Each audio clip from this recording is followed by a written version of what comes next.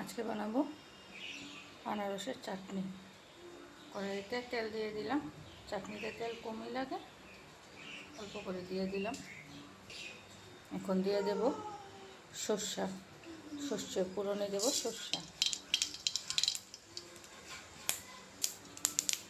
সর্ষাগুলো ফুটে শুরু হয়ে গেছে।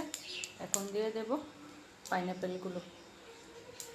এই আনারসটা আমি কেটে কুড়িয়ে নিয়েছি, তাহলে খেতে ভালো লাগে।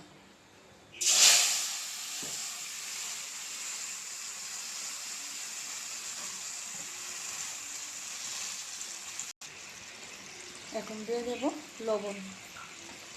লবণ অল্প করেই দেব। আনারসটা টক কীরকম বুঝে দিতে হবে। আমার আনারসটা বেশি টক না, তার জন্য অল্প করে দিলাম। দিয়ে দেবো অল্প করে একটু হলুদ গুঁড়ো দিয়ে ভালো করে নাড়তে হবে। ডালটা একদম লো ফ্লেমে রেখে এভাবে নাড়তে হবে যতক্ষণ না আনারসের থেকে জলটা শুকিয়ে যাচ্ছে।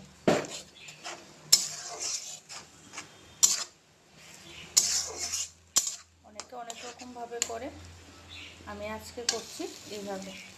আনারস কুড়ি এইভাবে খেতে ভীষণ টেস্টি লাগে। চলো কীভাবে করি দেখাচ্ছি। মাঝখান দিয়ে এইভাবে নাড়াচাড়া করে দিতে হবে, না হলে নিচে লেগে যাওয়ার সম্ভাবনা আছে।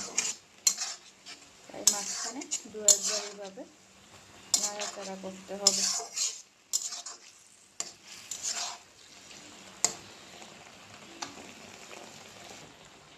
এই যে আমার জল অনেকটা শুকিয়ে গেল।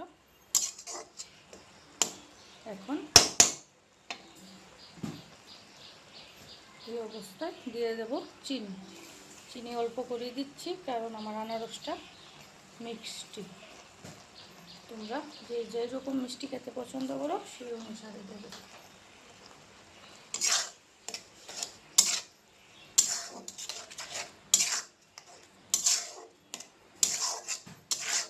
এখন চিনিটা একটু গলা পর্যন্ত অপেক্ষা করব।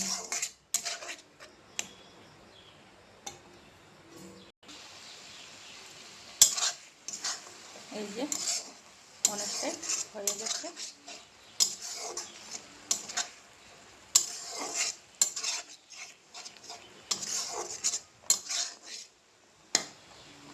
এখন দিয়ে দেব আমার একটা সিক্রেট মশলা। এই মশলাটা না দিলে চাটনির কোনো স্বাদই নেই। এই হলো আমার সিক্রেট মশলা। যদি তোমরাও জানতে চাও আমার সিক্রেট মশলাটার মধ্যে কী কী আছে, অবশ্যই কমেন্ট করবে, আমি জানিয়ে দেব।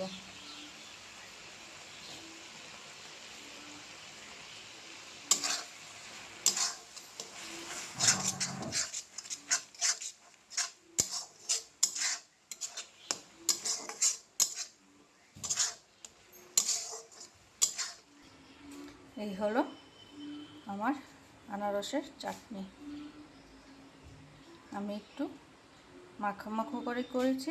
যারা একটু ভিজা ভিজা করে খেতে চাও তারা একটু ঝোল করে রাখবে, তাহলে হবে। আমি অবশ্যই আরেকদিন দেখিয়ে দেবো কীভাবে।